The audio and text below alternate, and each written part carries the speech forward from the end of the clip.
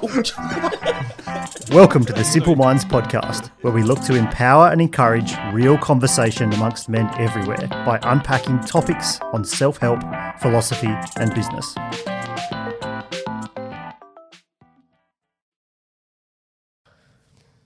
Welcome to the Simple Minds podcast. My name is Travis Hato. I am your host today. We've got a lively bunch in the room today, so I apologise for any laughter that's going to happen with Magic Matt Hannum. Anyway, welcome. We've got a full crew today. To my left here, I've got the ever-soothing voice of JB Justin Bourne. What's up? Across from me, I have the dancing magician Magic Matt Hannum. I like it. Another one? I like it, yeah. I just thought of that straight up. Yeah, well done. Dancing magician. Look at him, he's creative. Magic today. Mike, Channing Tatum. Yeah. He's a dancer. Matt Hannum. And He's coming to Melbourne. and Matt Hannum, yeah, he is. Conrad Francis. G'day. Kanye.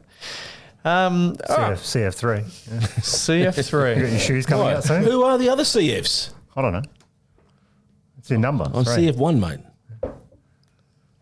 Anyway, time. We're chatting about time We're wasting today. it right now. Yeah, exactly. That's what That pissed me off. doesn't matter. That's probably why we're so lackadaisical with time. Today's episode. Anyway, we're talking about time today, and we're going to deconstruct why we think the human race is so connected to time. But firstly, let's go to the drink. This is a Shivers Regal, aged for 12 years, a blended Scotch whiskey. So it turns out it's my birthday tomorrow, and I turn 30. So of the go from my 20s to the dirty 30s. Thanks, Matt. And this bottle was given to me on my 21st birthday, and I actually hadn't. Yeah, it was my 21st. So now it's 21 years old. But it hasn't been opened. So one of my oldest mates, Gus Lawson, we've known each other since we were 3. Oh, Gussie. Yeah, he gave it to me for my 21st, and it sat in my my cupboard. How old's Gus? He's the same age as I. Geez, that would have been expensive for the young fella to buy for you. I know. That's why it was. I never, I guess, drunk it because I don't know. It just felt so bad for opening it. But I thought, what a good time to A timely manner. open it for. Yes. Cheers, Gus. Yeah, thank you, Gus. To open it for, celebrating my 30th, and that's why a lot of this topic has come up. But let's cheers first. So Shivers Regal, 12 years old. I've actually never really drunk Shivers, so Happy birthday. It's one of my favourite This scotches. was a regular. Just clicked that there's no one in the 20s oh shit, on the table anymore. there you go. There we go. Thank God I fucking got Thank God, yes. enough of carrying you fuckwits. People might actually listen to us now. Now we're actually look, We're serious. We're drinking scotch without ice. Suddenly. It's getting real. Suddenly we've aged to. Anyway, reservations of time. So this sort of has been simmering away with me for a fair few years of how humanity. Funny that how humanity values time and sees time and looks at time, and it really stemmed, turning 30 to going from your 20s to your 30s. It doesn't really matter now for me, but probably a year or two was pretty daunting to step out from being a baby in the 20s and stepping into the 30s. And because one of my biggest fears that I've long worked through a lot of the time is to, when I get to an age that I'm unable to do anything, is to have not achieved what I've wanted to do, and that's pretty much solely based around time, because that is based on getting older and not achieving things in the time that you've sort of allocated for yourself. So turning 30 was a big milestone for me, which I'm technically not there yet. It's tomorrow, so I'm still in my 20s. Woo! But by the time this comes out, I'll be 30. Shit. Yeah. Well, he talks about himself a lot. doesn't he? Relax, son. The time For a is 30-year-old, he not, talks about himself like he's fucking 60. Time's not relevant, mate. What is tomorrow? You're hiding in 12 hours of how many years? Well, that's true. Exactly. So I don't know, like leading up to turning 30, I had a lot of, I guess like those quarter life crises, as they're called. You know, you technically have them at 25, but if that's a similar sort of thing That's assuming you live to 100. well, yeah, exactly. But, you never heard of the 25-year-old average, quarter life crisis? For a male, 83. No, for a hippie. Oh, 93. Yeah, probably about 103. Fucking 103. There won't be any trees when you're 100, mate. They'll be fake. Yeah, maybe, hopefully not. The pixels. Anyway, where was I going?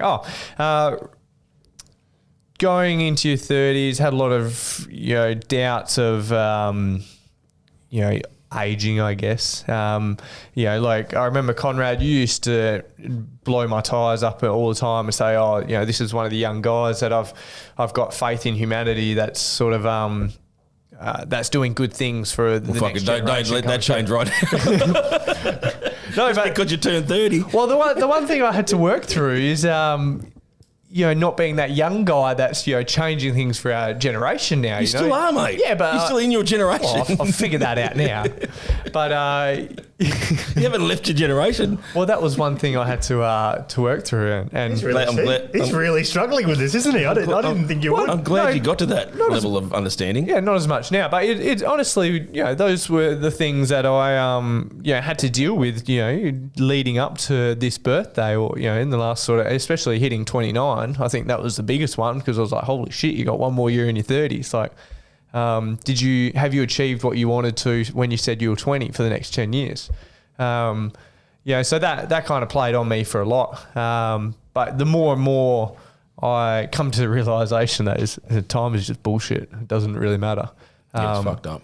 And, we put so much emphasis on time and what we're achieving in a certain amount of time and all that sort of stuff. And that's really, really hit home with me kind of 6-12 months ago. And it doesn't have as much of a profound impact for me. JB, you've recently turned 30. Very recently. We've got very similar birthdays.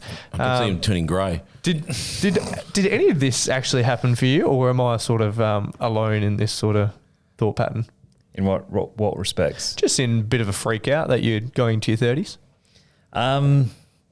To be honest, not so much. I think only because the last, I was reflecting on this as well, because I was looking at the good old, I'm grateful that my milestone birthday happens to be on a milestone decade, so it's really easy to remember, 2020, and I turned 30, so it's nice and good. And a lot of people were doing those decade photos on Insta, start of a decade, end of a decade. Yeah, your driver's license was disgusting. Yeah, that's been updated now. That was a toy. And It came out of a weed. We will circulate that. that's over a decade old, by the way. I was 17 on Still No disgusting. wonder they sent him a letter saying you have to update it now. Yeah.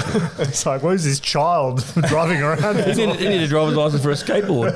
I was for my skateboard back then.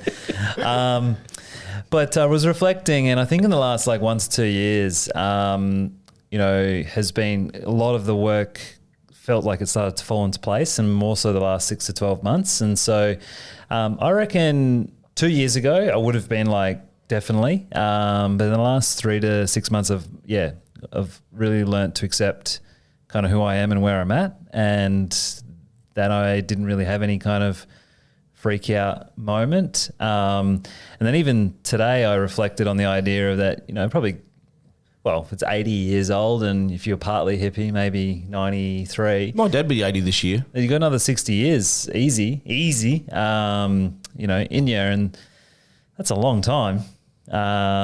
So the short answer is I asked myself, am I at where I thought I'd be at? And it's a yes and no. Some areas of my life, yes. Some areas of my life, no. Does it matter? No. That's the concluding point, really, isn't it? What about Pretty you? great episode. He's very fucking wise, isn't he? Just suddenly they hit 30 and listen to Bullshit. a couple of fucking Where's- frogs on a lily pad. Where's set B, mate? Or set A? Set A. Anyway, we're just getting some context before we go into the timepieces. Time's a very good topic, though. Yeah, Conrad. So you basically lost everything at 37. Yep. 37? Yeah. Yeah, so you basically lost everything at 37. Talk to me about the feelings that you felt, because that was, 10 years ago now? Yeah, almost 11. Yeah.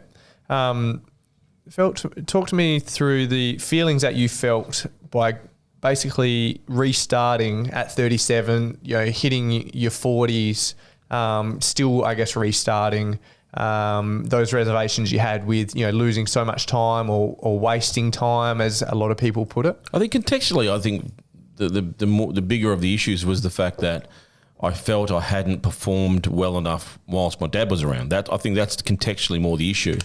I probably fretted more over smaller losses prior to turning 37 than I did over the bigger ones. I mean, I wasted almost no time to go forward and to have a crack at the next venture. But time shortly thereafter, I came across that book, Trav, I keep talking to you guys about, which I really want you guys to read. In fact, I'll probably find a copy for you. But The Timekeeper by Mitch Albom, I've read, he's an amazing author. Is there a summary on Blinkers? Of course there is. But I'll give you the summary of the book, because contextually there's a lot of stuff in this that I want to throw out here to you guys, just from a pondering perspective. Because, I mean, we can all take the piss out of it. I mean, 30's 30, Matty. I mean, when are you 40? Next year? Relax. I just turned 38.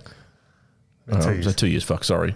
A little bit touchy over here. Let's go to Matt. We're going to get to him because he's in the downhill stretch. Fuck off. Downhill stretch, mate. If I'm in the downhill stretch, where are you? Yeah, I'm shut the gate.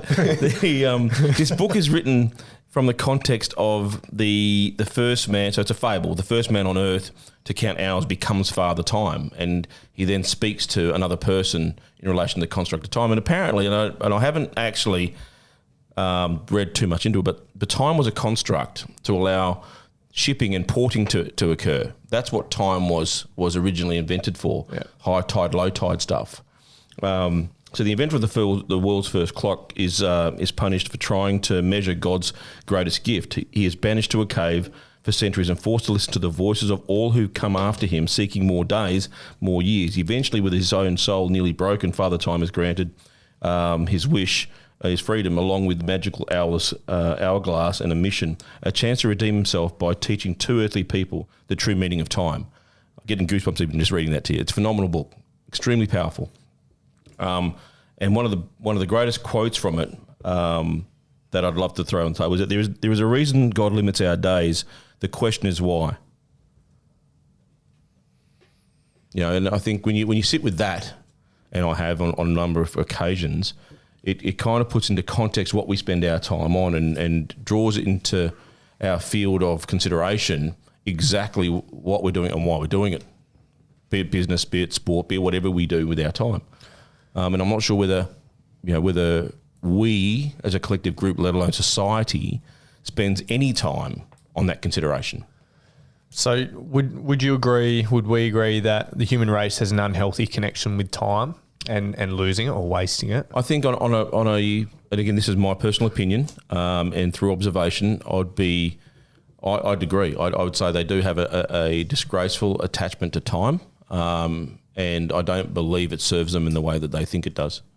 Well, you just look at the amount of people, how they react to a milestone birthday, and getting older and that sort of stuff is phenomenal. So it's painful. Yeah, it's quite. But even that's only a short-term thing, right? I mean, look, even the person who's most concerned about that will give that up in a minute and be focused on, are they late for this or doing that, or what, other like micro time type worries or stresses or constraints. Like, I would have thought. Yeah, so like in terms of time, then, if we got an unhealthy relationship with time, why are we as a humanity always looking forward and trying to achieve stuff down the track rather than looking at our feet and looking at the present. Well, I think that's the challenge, right? I think why we're seeing, and I'm not sure what you guys are seeing individually or what society is, but there's a rise in a lot of old ancient philosophical teachings at the moment. Sadhguru, which we mentioned an episode or two ago, he's a yogi, and he talks very constructively and philosophically about things that have been condemned either through religious structure or teaching. But time is not something for man to play with. The answer to that question that I've just posed, there is a reason why God limits our days, and the question was posed why, and the response was to make each one precious. Okay, which talks about the present. And if we're always looking forward, then we can't value what we have, and when you can't value what you have, then you can't trigger the gratitude necessary to drive you to the next ascent. Well, I think that's the answer to your question posed, is from my observation and even through my own journey, is that the majority of society and us live with an unhealthy amount of insecurities. And so it's easier to look forward to looking to what you lack. Well, let's call it what it is, though, JB. I mean, you say insecurities, I call it attachments. Okay, we're attaching ourselves to things that tragically devalue our existence on this planet. But isn't that just fundamentally looped back because of your insecurities? So you're buying... What causes the insecurities? The attachment. You're talking about attachments to cars, houses... Things, yeah. Status... All of the stuff, that has no real value when you're dead. Correct. But isn't that driven by not being secure with yourself? Oh, yeah, okay. Sorry, I get that. Yep, I understand that part. It's a security... What's that whole idea of keeping up with the Joneses, which Gary Vee is trying to push a lot and get out there and those type of things, which we still succumb to. And it's that whole idea of with now social media just amplifies behaviours. I think that's exactly right. I mean, it's always existed, but when we talked about an episode everyone's ago, got a soapbox. Yeah, communication was slower ages ago. So to hear about the Joneses, in a village... like you're 3 years behind. Yeah, you're 3 years behind. We're not going to switch off to social media. We're not going to turn off our phones. All right, I think so. It's only going to get worse. Yeah. So what are we doing to remain more focused, more present? Or is it the power of reflection and looking back? I think reflection's an interesting piece. I've encouraged. I think all of you guys in this room, I've encouraged to journal. Because how can you appreciate the present if you haven't extracted the value? Yeah, if you haven't appreciated the past. Yep. Because by looking at your feet and looking at the present and where you are now, it means nothing if you've actually haven't done that reflection time of where you've been and look back and wow, I've actually achieved a lot, or I've done a lot. Well, you guys go on. I was just going to add, just off the thread we were talking about the insecurity, I also think you got to layer on expectation. Yeah. A lot of the expectation of others which struggle, your parents are the biggest ones, which is what also causes a lot of our struggles to be present and looking to this future, an unhealthy relationship with the future. Because we all talk about vision and having goals and things like that, but I think some of us definitely have unhealthy relationships with that. Obsessive relationships with that. And we definitely do forget to... Yeah, because I guess it still is, expectation still loops back to insecurity. I guess that's still the root cause, because you're still behaving to satisfy someone else's expectation, right? So, and I guess I identify with that, because you talk about me turning 37. One of my biggest issues was when Dad passed away, was the fact that I hadn't fulfilled his what I thought he would think of me. Because you were 35, 36 when 37. He passed away. 37. Yeah. Oh, it was the same year. Yeah. Well, yeah. I mean, so when you talk about when he lost everything, was shortly after that. But that's when Dad passed away, and that changed a lot of things. That stopped me from looking outward for validation to going back inwards and working on that stuff, which to me was... Because you always secretly wanted that validation from him? Oh, 100%, yeah. Yeah, I mean, my affirmation... my love language from a young age was affirmation. Yeah. And now it's magically transformed to nothing. You don't have one. Hannah, you've turned 38. Correct. Any thought on? We talk. These two buffoons have now turned 30. 40 Yeah. or if you look at 40 and think what? And if you haven't thought, think now. Well, you don't. I want to make you feel. You still don't feel older in that respect. Like you don't look 38, bro. Thank you. I mean, I hope you mean that in the right way. But I'm 50. He's really got the joke going today. I even laid it up for you. I don't look your age, mate. Okay. So, No, I'm serious. Because obviously Trav and Justin here have given some thought to 30. Have you given any thought to 40? yes. And in a couple of ways. One, I haven't necessarily achieved some of the outcomes that I thought were very important at that point. And Can you share any of those with us or not really? yeah, it's more financial, and it's largely because I've had some ups and downs. Like I've technically achieved what I wanted beforehand and have not got that now compared to where I have been at different times. But when I look at the more intangibles and like what I would now consider to be my true legacy, which was I've got 3 amazing children, and that is far more important than the other side. I've definitely they cost you a lot of money. They cost me a shitload of money just to get them on the park every day. But it's probably there's still a bit of that sits there, and I think way back I told myself I wanted to be retired by 40, but I didn't really mean it. But I didn't really mean it in that respect, and so I still haven't achieved what I would consider financial freedom, and I wanted that at 40. Financial independence. Really, Financial independence. Like I didn't want to not work. I still want to work till largely the day I pass. Like I mean that's living, not working. Yeah, that's right. So no, I do want to. Look, he's become really wise in his old age. Oh, now. thank you. He has got really wise. Look, he's turned 30 now almost. Live recording's still 29. But yeah, what I'm challenged with is 2 things. Is I still have that little bit of a problem. I also then have a few other like health and lifestyle related things. So I still have a tendency to throw myself too heavily at my work, and I've spent, if I'm being completely vulnerable in it, I've thrown over some lifestyle and health things over the fence for almost 2 decades now, really. And, gone, you know what? I'm okay. I'll sort that later. And the thing is, there is no later. It's now, and I really need to make those.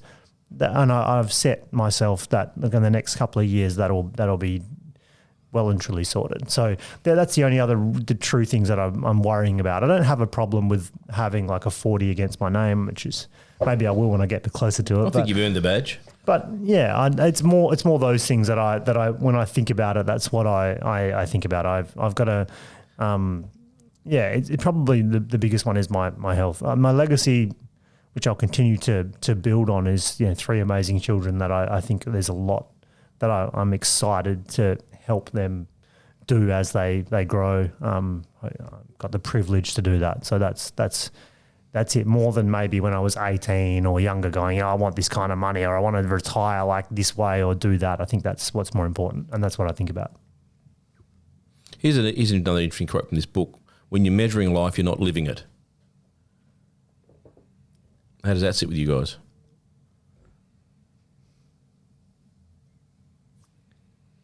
Cricket. Fucking hell, there's cricket's here. Well, put it this way. As I've mentioned, I've just come back from 3 weeks in the Pacific, little island called Niue, where my wife Tash was born. And their life cycle, their lifestyle, their structure is very different. They still live semi-self-sustainably. You genuinely actually could put your watch down there, Conrad, and not need it. Like I'm waiting for the invitation. Truly not need it. Well, you've been invited. I'll get you there next time I'm there. But you truly could go about without needing it, and that's. I haven't travelled the whole world, but I would suggest that's quite unique, and there'd be very few places left on earth where you could operate that way. Even the people that are running a shop, well, everyone's 5 minutes away, so I'll open from like 3 to 4 if they bother to write this on the door. I'm opening from 3 to 4 and 6 to 7 today because I'm busy doing other stuff. Come during that time. How cool is that? It's pretty cool that they can operate that way, and if they weren't there, they'd figure it out. Have notifications reached there yet? Well, yeah. So they've got 4G and they've got internet, and they've got a cable coming through at the moment, which is going to hit them, which will probably be the best internet connection in the world, because about a few hundred people will be connected, dialed straight into the States, like on a direct cable. So, but the point is that they have a different lifestyle, and that allows them to not need to measure necessarily, or they don't do it the way we do. Yeah. Well, the thing that I guess I grapple with is we talk about measuring outcomes and measuring, and setting goals and all this sort of stuff. But then we speak about like it not mattering down to the last, So where's that happy medium? Yeah. I mean, of like achieving success, but then, not worrying about it when you do hit 30, or 40. That's a very good question. Like that's the thing that fucks with me. Well, again, we talk about which hat we're wearing for what reason, right? When you're in business and stuff, you have a responsibility. Okay? If you're the captain of a ship, you have a responsibility. Okay. Look at me. I am the captain now. Are you drunk, Hader? I like that movie. It's fun. You have a responsibility. I don't watch movies. Right now we're doing the Get Amplified fucking... So, yeah, the truth is, it's all important. Okay, it's all important, but it all has its place in the time. I mean, let's be clear that, the roles within our respective workplaces aren't a reflection of, or a direct reflection of what our lives dictate. It is part of. It's not the complete essence of. Do you mean just in life in general? Like, yeah, like we even I don't have KPIs in my life. Yeah, like goal setting. It's probably similar. You would have done 10-year goals at your end of year reflection with Tash, probably a month ago. Yeah, I mean, not 10-year goals as such, but yeah, sure. Yeah. Like we looked at stuff that we want to achieve in life, and then 1-3 year type stuff. Yeah. So yeah. You put 10-year goals down now, and then when you get to it, you're like, it doesn't really matter. But we're putting it down there to materialize and try to accept, try to achieve. But then when we get there, sometimes we're like, well, it all doesn't really matter in the grand scheme of things. I don't have goals. There's What? He has objectives. Okay. It's actually quite funny, but I don't sit there and goal set. I did it when I was 16 years of age, and that was the last time I did it. Okay, what's your budget? To live within my means. What's your business budget? Well, that's business, bro. So you have no personal goals other than to live within your means. Yeah. One of yours was to retire by 50. That was 16. That's when I had the goal. 16. I had a lot of goals when I was 16, and I've achieved a lot of them. So one of the tools, I started, I guess, when you know how to live your life, when you know the life you want to live, live within my budget, I only pay myself enough to live. Well, that's living in the present. Yeah. Yeah, So that's what hang we're... on. So you have no other goals other than to live within your budget. Well, within your means. I've set my life up to, and I'm. Don't get me wrong. I don't have a goal per se, and I don't set New Year's resolutions. I think you guys know that. Okay, I have goals and targets and things I want to do with my business, and the way that evolves and what that allows me to do is very different. But the truth is, I haven't changed what I get paid for the best part of almost over 10 years. Well, your mum pays you, doesn't she? Yeah, she does. I get asked what I get paid. So it depends how many dishes I wash. But it's one of the constructs I put into place to allow myself to disassociate with the desire, which I had an unhealthy desire at a very early age to have and want more. Because I had the ability to create more. And so the challenge for me was to live simpler. Try it. Fuck, it's hard. Yeah. It definitely frees you up. Fuck oath it does. Yeah, it's an interesting. I guess it's living within your means is a fucking tough concept, mate. Yeah, but coming back to a little bit of like what Hader, I guess it's the idea of polarization and the way that the universe exists is that you've got to have the opposites, right? So you've got to it's yin yang. Yeah. You've got to have the each end. I guess for that to exist is that at the end of the day, and it was funny. I was having a conversation with a friend, and I was just like, none of it technically matters. None of this matters, but it all matters at the same time, right? And so I guess as we know from Robbins and that emotional thing is that generally the issue and the anxieties come up is when we have an expectation of where we thought we would be versus where we actually are, which is again is living in the present. Yeah. And living in the future in relationship to where we are. And then that causes, which we all have experienced and guilty of. And I think I was experiencing that in some respects last year of like, I want to be somewhere else. But this is where I am. And I guess you've got to go through and do the work. And that's where I guess we talk about a lot, doing the inner work to start to be grateful with where you're at and that your journey to this date has served you to the way that it served you. Well, it's that old cliche piece is where it's not the destination, it's the journey. I mean, But you've got to have a destination, I think. Well, you got to have you got to have a lighthouse or an orientating space. You got to know where you want to get to, right? But that in itself, and the work that you three have done now, as I have done, as long as you set the intention right with whatever that vision piece is, the rest of it takes care of itself. Yeah, you got to do shit. Yes, you got to do stuff. Okay, but and the three of you guys may or may not have used my winning the 2020 game book, but that was one thing. If you can fix one fucking thing in your life, okay, you'll get what you want. It wasn't designed about fucking putting down a list of fucking, Yeah. Because I guess what you're saying though is like, oh, I'm going to be, millionaire, retired by 30, 40, and then getting there and then just hating yourself and hating on life and rah. But see, that's where the power of reflection, I think, comes in very strongly. 100%. Because even though you probably didn't make that, the billionaire, you weren't a millionaire by, 40, but you turn around and look what you actually achieved, and it's still quite incredible. And that's the piece, Trav. That's the freeing piece. When the old man passed away, it was exactly that. I looked back on what I'd achieved. Because I told you about at 16, I had that conversation, and at 37 is when I came back to that conversation. I didn't come back to that conversation any other time. It was only when I lost my old man and figured out, well, fuck, I achieved stuff. So I figured out to myself that I'm capable. So just go after what you want. Because that's what I'd started doing, is reflecting back on my last 10 years rather than, freaking out about turning 30. I started reflecting on, whoa, shit, what have I actually done this last 10 years? And well, both of you lads, for 30-year-olds, have done way more than what I did when I was 30. All right, and that's why I sit back and I think, fuck, you guys are in for a fucking great time. If I can help in any way, shape, or form, then the amplitude of your impact on this planet is massive. Just hold my drink bottle. Yeah, no worries. Let's go. But that's the truth. I mean, I look back where I was at 30. I was still fucking around. I was still trying to find the silver bullet. So that's I don't know, where were you at 30? 8 years ago. Well, Were you still employed? no. No, you were in your own business by then? So yeah, I mean, a bit of both. Because even what you I was say, in my own business at 30. How old were you when you had those health issues? 25.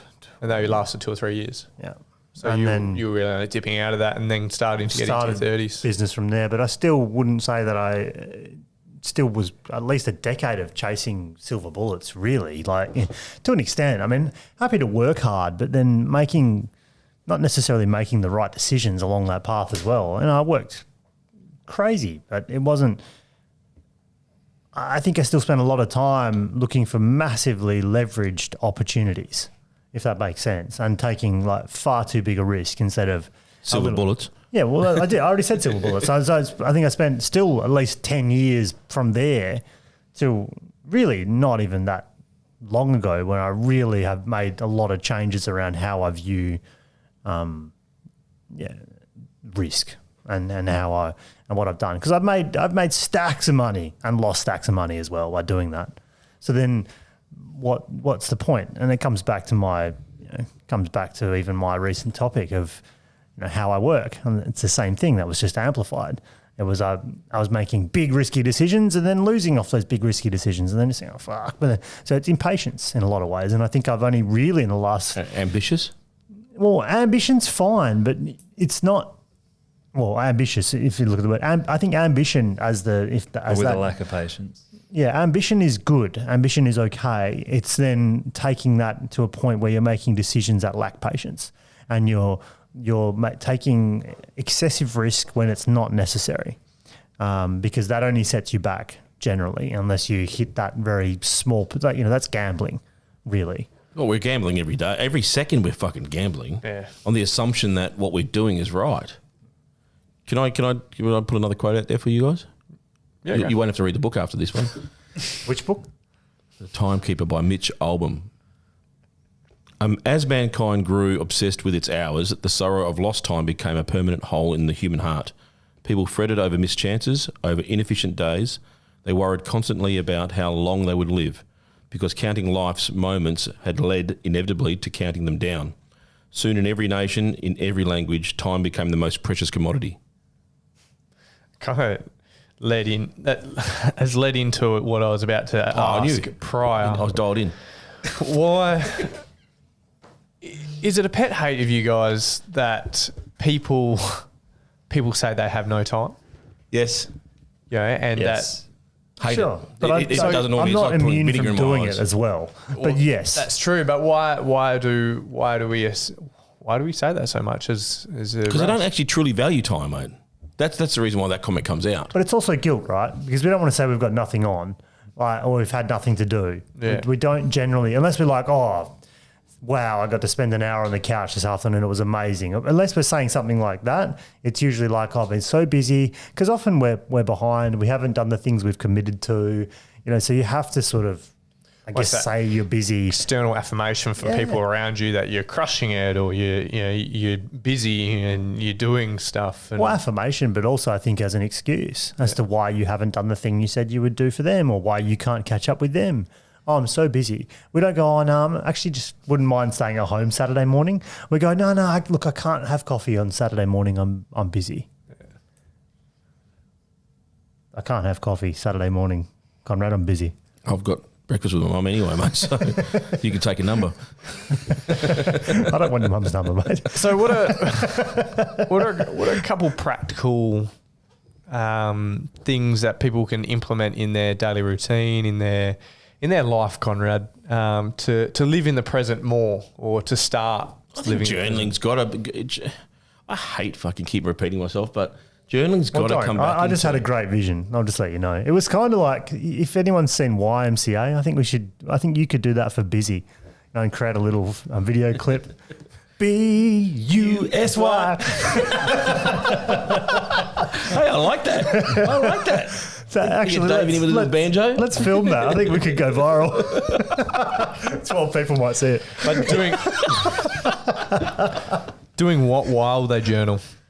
Mate, I think you touched on it, mate. You got to reflect. It slows you down, all right? It's for people that keep saying they're busy. The reality is busy doing what? And when you're reflecting on that, and on that earlier quote we talked about, why? I think you'll find out that when you start taking the shitty things out, the things that you're wasting time on, which reflection gives you the opportunity to have a look at, Puts everything into perspective, really, doesn't it? yeah. I think that's got to be the crux of it. And again, I hate repeating myself, but gratitude. Yeah, JB, anything other than journaling and practicing gratitude? They're probably the two Have main you stayed ones. so young at 30? Because he looks fucking 20 years older than you, And I just had a haircut. and he hugs trees, mate. They're the two foundations. I don't know. I feel like for me, what's helped and what contributed to my response at the beginning of the podcast, and somewhat maybe it's just because of today, but there'd be some underlying bullshit there. There's definitely things that I wish I'd done as well, and there'd be emotions there that'd be annoyed about. But I also think it's doing the inner work to understanding what it is that you really want, and looking at the depths, understanding your motivations of why you're doing what you're doing, because then that assists to change your relationship with time. Or accept what you need to do to achieve what's going to make you happy. That's very true. So it's coming to the level of acceptance, which allows you to turn around. And because when we were just talking about responding with busy. And I think in the last episode, we were talking about delegation and feeling guilty in delegating to, say, your team. Could you imagine turning around to your team who they feel like they have to work the 40 hours a week to live, and you're just like, no, I'm just going to watch Netflix, or go do what I want to do, and they're like, well, I've got to do this. I think society, or a lot of us, have been conditioned in a way to think that that's, again, it's coming back to realizing that other people's opinions and expectations of you and even societies don't matter either, and which is part of doing the inner work to self-accept who you are and being secure and comfortable with what your true desires are. So you could rock up to, like, I think it's funny, it reminds me a lot of, Matt, what you've shared about your local school and how there's just Audis and Porsches and BMWs all in the garage, and a lot of them are all trying to keep up with each other.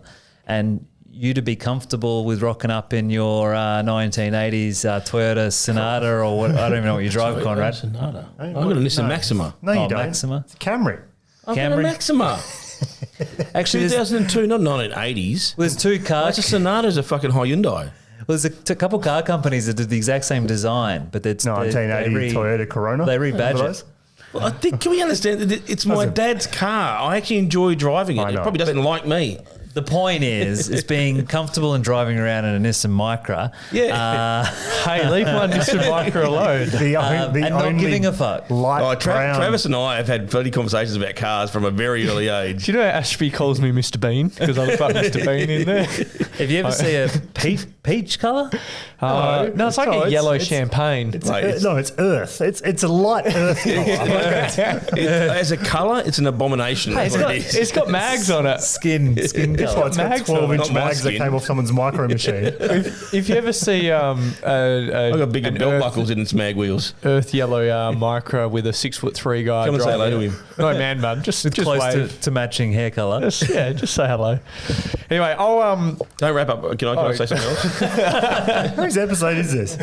No, go, Conrad. shut up, mate. Time is really interesting. Mate, We're out of time. So this is Father Time talking to the bloke in the book again, right? You had many more years, he said. I didn't want them, but they wanted you. Time is not something you give back. The very next moment may be the answer to your prayer. To deny that is to deny the most important part of the future. What's that? Hope. Now you can wind up. thank you for tuning in today. Who's Hope? Where did she? No, Anyway, can't wait till your 40th. Are we going to be still doing this podcast? 2 years away. Yeah. I just want to leave you with one thought. Something that I extracted from a blog that I read. You'll never be effective if you're convinced tomorrow needs to be better than today, because this belief stems from resistance to the present, and the present is where the power lies. So find where your power lies and tap into that. That's my biggest suggestion. Thank you for tuning in today. Really appreciate the value you give us, and we hope we give you guys some value. Subscribe, review, do all that jazz. We really appreciate it, and we will see you next week. Happy birthday between now and then. You. Happy birthday to you. Bye-bye. See you later. Thank you. Bye. Thanks for listening to the Simple Minds podcast. If you like our show and want to know more, then check out our website at simplemindspodcast.com. If you like, you can even leave us a review on Apple Podcasts or share this episode with a friend. The Simple Minds podcast is also on Facebook, Insta, and for those that like to keep things formal, LinkedIn. So follow us there if you want to keep up with the latest updates from the show. See you next week.